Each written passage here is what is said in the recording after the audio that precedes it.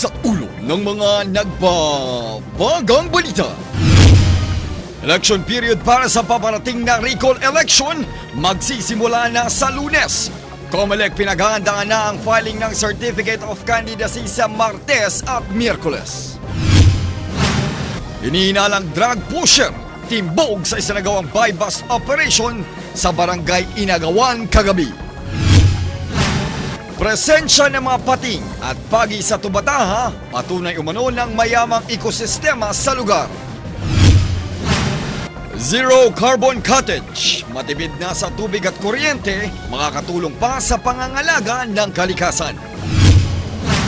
At halo-halo at mais con yelo, patok na panlaban sa init ngayong tag-init.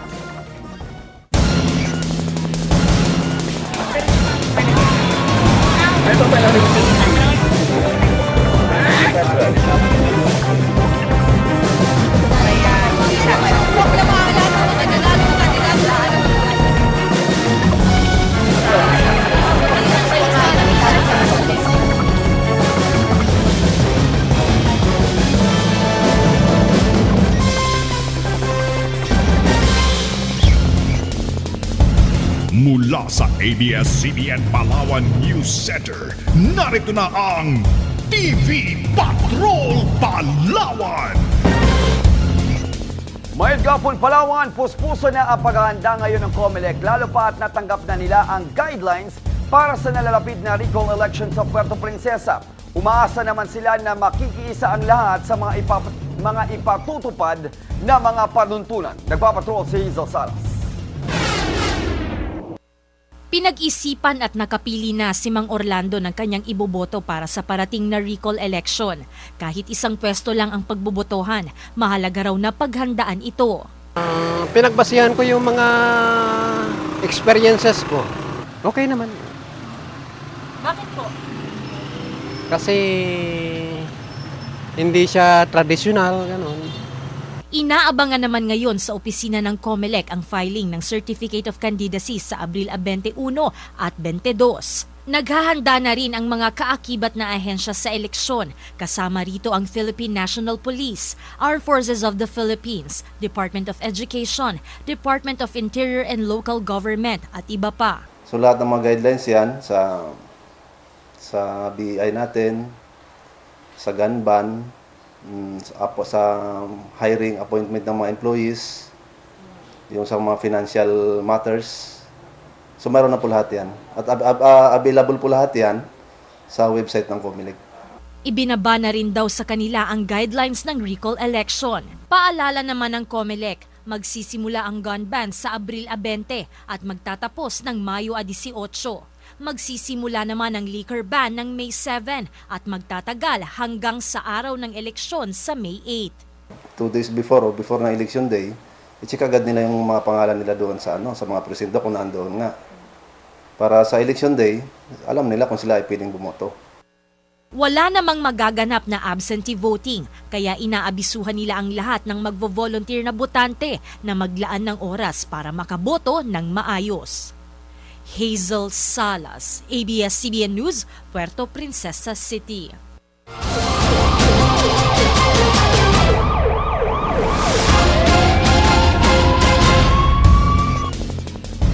Timbog ang isang pinaghihinalaang pusher sa isinagawang buy-bust operation na pinagsanib ng puwersa ng City PNP at Philippine Drug Enforcement Agency sa barangay Inagawan kagabi. Nagpapatrol, Efraim Canoy.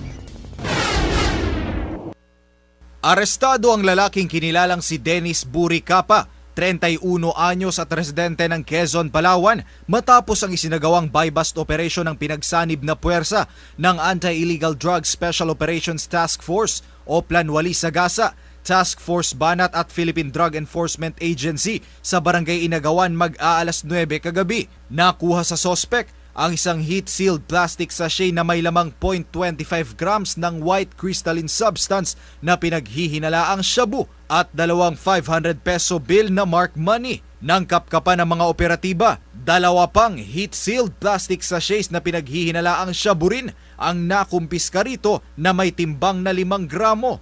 Tinatayang nasa 15,000 pesos ang street value ng hinihinalang shabu. Depensa ng sospek na pag-utusan lang daw ito. Sa'yo ba yung drugs na yan? Hindi po. Inutusan lang po ako. Kakasuhan ng paglabag sa Section 5 at Section 11 ng Republic Act 9165 o Comprehensive Dangerous Drugs Act of 2002 si Capa na nakadetene ngayon sa City PNP. Efraim Canoy, ABS-CBN News, Puerto Princesa City. Isang babae ang nabiktima ng umano'y riding in tandem kagabi. Samantala, arestado rin kagabi ng Mendoza PNP ang lalaking wanted dahil sa kasong murder. Nagpapatrol Efraim Canoy. Nabiktima ng riding in tandem snatcher si Josie mag-aalas 10 kagabi sa Pinera Road, Barangay San Pedro. Kwento ng biktima, nagpapark ito ng motorsiklo nang bigla na lamang may umagaw ng kanyang bag. Sinubukan pa nitong makipag-agawan ngunit bigla na lang bumunot ng kutsilyo ang kawatan. Agad tumakas ang mga kawatan sakay ng motorsiklo. Natangay ng mga ito ang 2 unit ng cellphone, 7,000 pesos cash at mga mahahalagang dokumento ng biktima. Hinila niya ulit yung motor ko pa labas. Sabi ko yung bag ko. Hinabol ko siya doon kasi may motor na isa na naghihintay. So sabi niya paghabol ko doon naabutan ko pa siya. Kinuha ko yung bag ulit. Sabi niya sige kung kung lalapit ka dito, sige papatayin kita. Bumunot siya ng kutsilyo siguro yun or Sinamahan ng mga pulis ang biktima sa lugar ng pinangyarihan. Pinara ng mga pulis ang isang kahina-hinalang motorista. Positibong kinilala ng biktima ang motorista, ngunit bigla na lamang humarurot at tumakas. Patuloy naman ang investigasyon sa nangyaring pagnanakaw. Dinampot ng Mendoza PNP ang lalaking kinilalang si Jack Calago sa New Bungkag, Barangay Mandaragat pasado alas 6 kagabi. Pinaghanap si Calago dahil sa kasong attempted murder. Meron itong warrant of arrest na inisyu ni Assistant Judge Maria Teresa Mangkukang at may piyansang 12,000 pesos. Kasalukuyang nasa kustudiya ng City PNP si Calago. Efraim Canoy, ABS-CBN News, Puerto Princesa City.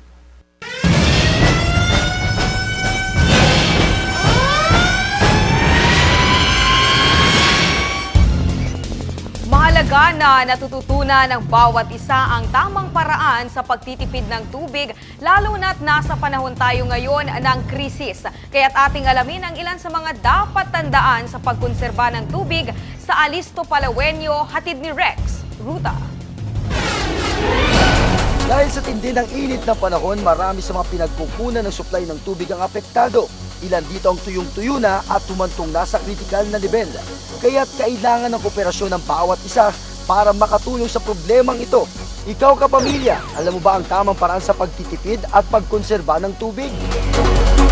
Alam na natin ang mga paraan kung paano makatitipid ng tubig, pero marami ang tinatamad na gawin ito. Gaya na lamang ang pag-iwas sa paliligo ng matagal. Kung maaari rin ay gumamit ng timba at tabo at huwag hayaang umapaw ang tubig. Maglaan din ng isang basong tubig upang ipangbubog matapos magsipilyo. Huwag hayaang nakabukas ang gripo. Maging sa paghilamos at kapag nag-aahit, maglaan lamang ng konting tubig sa lalagyan. Pagkatapos maglaba, maghugas ng pinggan o iba pang bagay, huwag itapon ang pinagbanlawang tubig. Gamitin ito sa paglilinis o pang-flush ng toilet. Isara ang lahat ng gripong hindi ginagamit. Huwag iwanang bukas ang inyong gripo sa loob at labas ng tahanan. Ang isang maliit na taga sa inyong service line ay makapagtatapon ng libo-libong litro ng tubig bawat araw, kaya't agad itong ipacheck sa Water District para makumpuni. Huwag maging maaksaya sa tubig. Pagkos dito tayo sa panahon ng krisis, ay kailangan ng iba yung pagtitipid. Napakalaga ng tubig sa araw-araw nating buhay, lalo na sa loob ng ating mga pamamahay. Kaya't laging tanda na sa anumang oras o panahon, may magagawa ka pamilya. Dapat lamang maging alerto at maging alisto ka, Palawenyo. Rex Ruta, ABS-CBN News, Puerto Princesa City.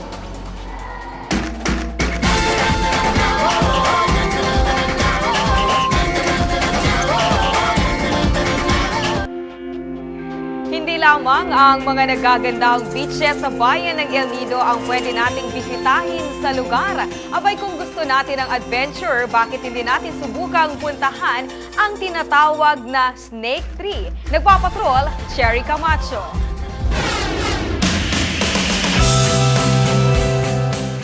isang oras mula sa poblasyon ng bayan ng El Nido, mararating ang barangay Nuibahay. Kilala ang barangay sa halos 300 ektaryang mangrove protected area na isa sa mga pinupuntahan sa lugar. Tahanan din daw ito ng mga snake trees. Pero bago marating ang mga snake trees, kinakailangan munang sumakay ng bangka ng halos 20 hanggang 30 minuto. Sa biyahe ay makikita ang mga bagong tanim na bakawan na parte ng programang reforestation sa lugar. Strictly monitoring sa mga area kung saan dapat bantayan. Halimbawa yung bakawan, tapos pangalawa yung marine sanctuary namin dito sa unahan ng bakawan, tapos pangatlo dito na kami sa terrestrial sa gubat. Malapit sa mga bagong tanim na bakawan, matatanaw ang nasa 1 ektaryang bakawan na tinatawag nilang snake trees. Patuloy na pinangangalagaan ng mga environmental law enforcers ang halos nasa 300 ektaryang bakawan dahil dito matatagpuan ang bagong nadiskubring tinatawag na snake sanctuary o ang snake trees. Ayon sa nagbabantay sa bakawan, aksidente nilang nakita ang isang lugar kung saan bawat bakawan ay may 10 hanggang 15 ahas 5 taon na ang nakakaraan. Hanggang ngayon ay makikita pa rin ang mga ahas sa lugar lalo na tuwing umaga. Ito'y isang lugar to sa reforestation namin na kung saan more or less 1 hectare pinamahayan siya ng mga ahas na walu-walo. Yung area na yun na malapit to sa tinitirahan ng mga ahas, hindi na gaano natamnan ng bakaw. So nung nag-monitor kami doon, yung napansin na nga namin na ba't ang daming ahas doon. So after 2 weeks, kala namin nagkataon lang, binalikan namin, nandoon pa rin sila hanggang tuloy-tuloy na lang. At tuwing araw lang, paggabi nawawala sila doon, nanginginain sila sa palibot, pero pagdating ng araw, as usual, babalik sila doon. Isa sa bangkero na laging napapadaan sa snake trees ay si Tatay Ike.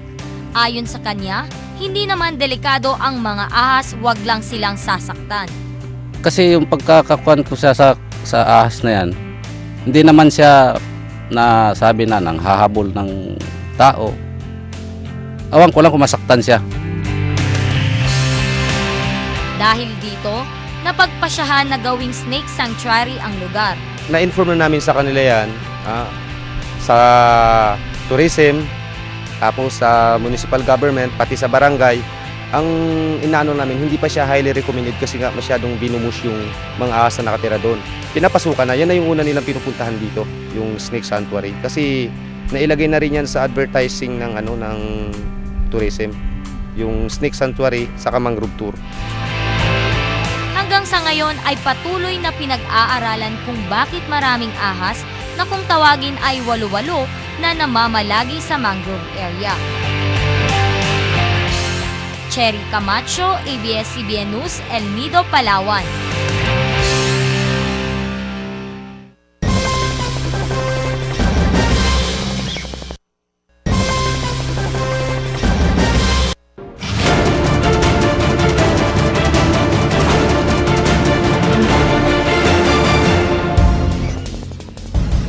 Maliban sa mga park rangers at mga turista, mga marine scientist ang madalas na bumibisita sa Tupataha.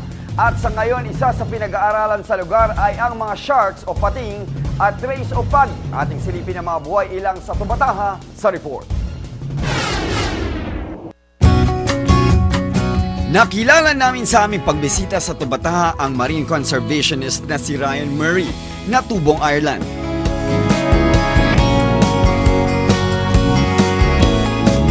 Parte siya ng Large Marine Vertebrates Project Philippines o LAMAVE na nag-aaral ng mga pating at pagi o stingray.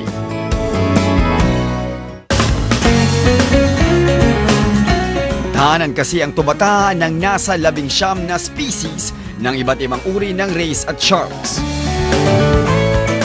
Tupataha is one of the last places in the Philippines to find sharks and rays, so it's very good to see a lot of sharks and rays here. Sinamahan pa namin siyang kunin ang mga nilagay nito mga remote underwater video upang makakuha ng mga video ng mga pating. Malaga umano ang pag-aaral upang malaman kung ilang uri ng pating ang namumuhay sa tubataha at ang papel ng tubataha para sa mga ito. Ang presensya kasi ng mga ito ay nangangahulugan ng mayamang ekosistema. It's very, very important. A key indicator of a healthy reef is the presence of top predators and sharks and rays. It's going good. It looks like there's a lot of white tips, a lot of grey reefs and some tiger sharks. Ipinakita niya rin sa amin ang ilan sa mga videos niya ng mga pating sa tubataha. Gaya ng thresher shark staghorn, scallop hammerhead at juvenile blacktip shark. Maliban sa mga turista, bukas ang tubataha para sa mga pag-aaral ng mga eksperto.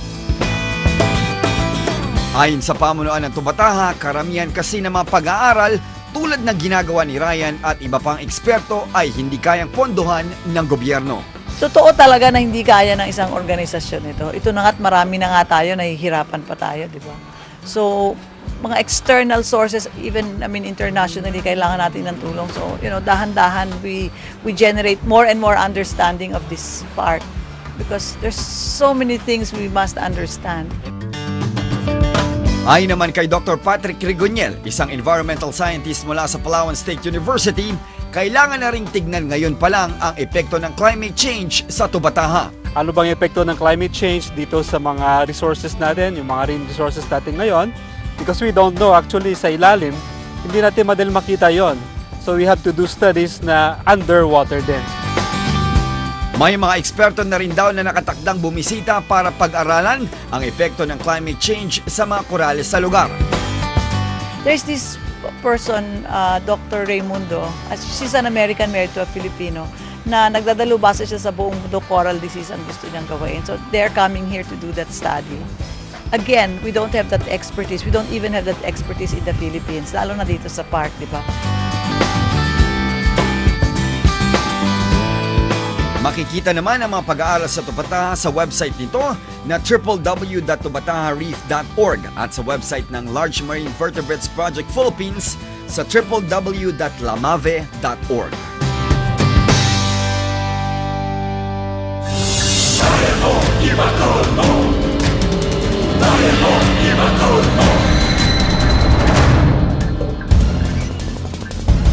Isang bayan patroller ang naglapit ng kanyang reklamo sa sistema ng ospital o sa ospital ng Palawan matapos umano siyang baliwalain nang lumapit para ipabasa ang kanyang lab results at ECG. Bayan mo'y patrol mo, hatid ni Cherry Camacho. Masama ang loob ko, pakyatin niya ako doon sa taas na samantalang hindi naman pala ang kalagayan ko, mahirap akong umakyat. Pero sinunod ko siya dahil ang sabi niya kumuha daw ako ng number sa taas. Pero anong nangyari? Hindi niya rin pala akong hindi niya rin ako in-entertain. Ito ang hinaing ni Dinna matapos umanong mabaliwala sa outpatient department ng ospital ng Palawan nitong Miyerkules. Nagtungo siya sa ospital para ipabasa ang resulta ng kanyang ECG at laboratory. Tila hindi raw malinaw ang sistema ng ospital. Pag na-late kami sa numbering, di na kami makapacheck up ng hapon. So pumunta kami doon ng alas 3:19 kami nakarating. Ang sabi ko, baka makahabol pa tayong basa ng result ng ating lab at saka yung ECG ko. Hindi na ako inano ng doktora na yan. Sabi ko, ay hindi na pwede kasi ang gusto nilang mangyari, bumalik na naman daw ako bukas hapon. Paliwanag ng mga nasa outpatient department.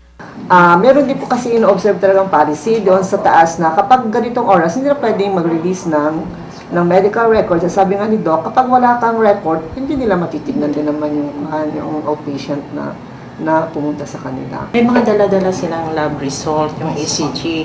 May mga 3:45 na yun. So, parang ang ano ko doon, cut off na tayo, pero ang ina-advise ko sa kanila, itry nyo lang kausapin si Dr. Stan dyan. Dagdag pa nito, ang ospital ay may protocol na sinusunod. Nakasaad dito na may ipinatutupad na 2 p.m. cut-off at ang unang 10 pasyente lamang ang kayang i-accommodate ng isang doktor sa bawat department sa OPD section. At sa kaso ni Dimna, mag-aalas 4 na raw nang dumating ito sa OPD. Yes po. Hindi po yun lang yung nag-react sa amin. Okay po. Tapos sabi ko sa kanya, ngayon, kasi late na siya eh. Mag-4 na yun, ma'am. Ang OPD hanggang 4 lang. Tsaka sinabihan ko pa siya, nung Monday, late na rin siya dumating. Pero in-accommodate ko siya. Pero sinabi ko na sa kanya, sa follow-up mo, maaga kang pupunta kasi may cut-off kami. Pero late na naman siya ulit pumunta. Akala niya, i-accommodate ulit siya. Pero syempre, yung una papagbigyan mo, yung pangalawa, sinabihan mo na, hindi na pwede, may policy naman ng hospital. Isinasaad naman sa Republic Act No. 7277 o ang Magna Carta for Disabled Persons na ang mga taong may kapansanan ang mabibigyang prioridad sa mga serbisyo ng gobyerno. Sinusunod naman daw ito sa ospital ng Palawan. Talaga in-observe po ma'am yan dito. Walang dahilan para hindi ho sila bigyan ng priority kasi may issuance po yan base sa batas po. Di ba? May batas naman talaga dyan. So kami po aware po kami na talagang yung mga PWDs, yung mga special sectors natin, talagang sila, priority sila. Dagdag din ito na mayroong sinusunod na policy at protocol ang bawat nagtatrabaho sa ospital. Pero may mga pagkakataon pa rin na sa tawag ng tungkulin, serbisyong publiko pa rin ang nangunguna.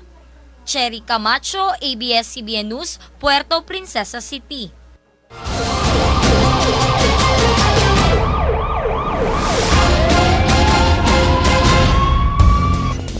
Hindi pa tuluyang nare-resolba ang mga nangyaring krimen sa lungsod nitong nakaraang linggo. Pero nilinaw ng PNP na hindi mabagal ang kanilang paggalaw. Kailangan lang daw nila ng sapat na mga datos para sa kanilang investigasyon. Nagpapatrol, Arlie Cabrestante. 2 insidente ng pagpatay ang naitala sa Puerto Princesa nito lamang nagdaang linggo. Una ang pamamaril sa Santa Monica Highway na kinasawi ni Johanna Chang Rafio. Una nang sinabi ng mga pulis na maraming anggulong tinitignan sa insidente, tila planado rin daw ang krimen. Nasampahan na rin naman ang kaso ang hitman. Kailan nila ng kaso yung hitman, pero patuloy pa rin nating nag-iimbestiga para malaman natin kung sino ba talaga yung principal suspect. Sa investigation na ginagawa ng Irawan Police Station, may mga lumulutang doon na maaring nabayaran lang yung nasabing suspect na nakasuhan natin. So, inaalam pa rin natin under investigation ba ito kung makakakuha tayo ng ebidensya na maglilink doon sa sinasabi nilang principal suspect. Samantala, netong linggo lamang ay pamumukpok sa menor de edad na si Ivan Padilla sa Penera Road, Barangay San Pedro. Bagaman may suspect na, hinahanap pa ang ibang posibleng kasabwat. Na-identify na natin, kailangan lang natin na malaman pa kung sino yung mga kasama niya. Para doon sa pag-file ng kaso, masasampahan sila lahat. Nilinaw naman ng City PNP na hindi mabagal ang kanilang ginagawang pagresolba sa mga kaso dahil kinakailangan nila ang masusing investigasyon. Napakahirap mag-establish ng witnesses, ng evidence na gagamitin natin sa court.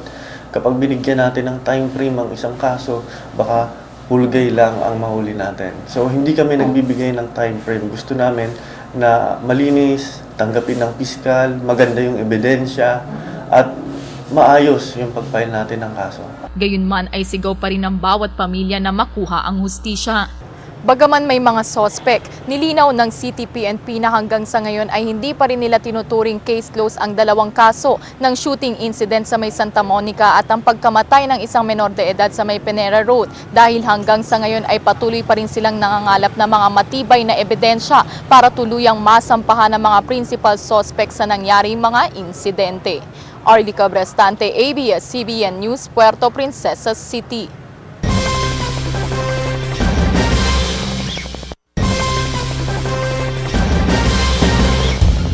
Ibinahagi sa mga resort owners sa lungsod ang konsepto ng Zero Carbon Cottage. Umaasa ang mga ito na sa tulong ng prototype ay magiging environmental friendly ang kanilang mga establishmento. Ating silipin kung paano nga ba gumagana ang kubo na ito kahit wala itong linya ng kuryente at tubig. Nagpapatrol, Diana Las.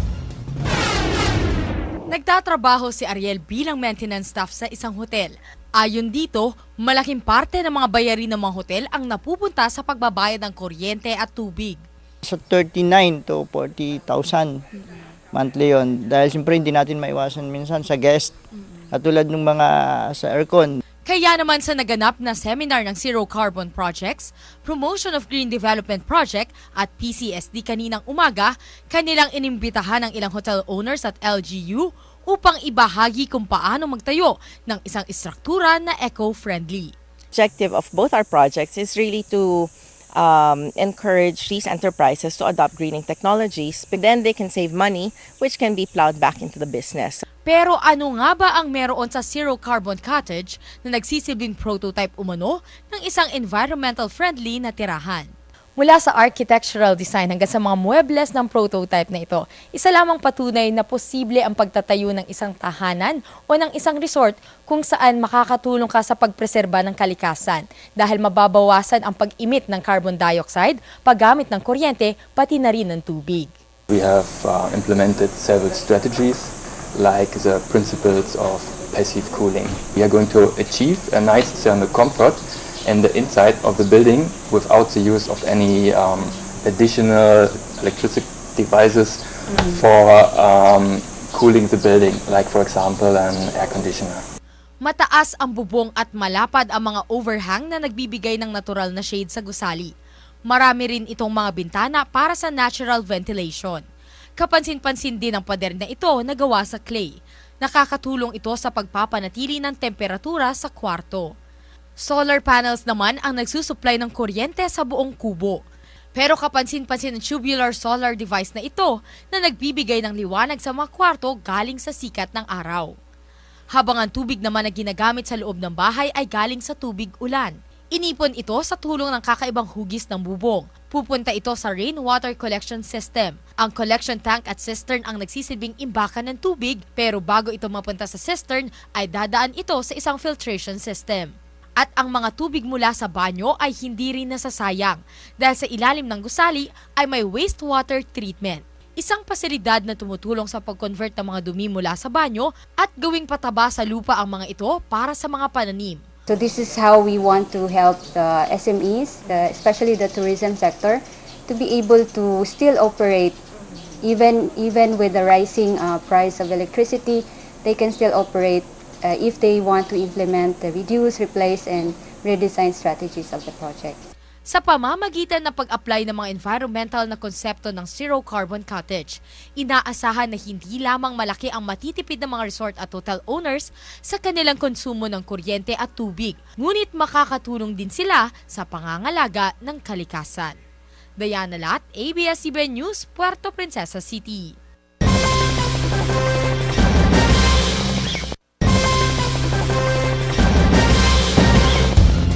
Dahil sa init ng panahon, swak ang mga negosyong pampalamig kagaya na lamang ng halo-halo. Pero mayroon pa rin daw natatanging sikreto para mas mahalin ka rin naman ng negosyo mo. Kitang-kita hatid ni Arlie Cabrastante.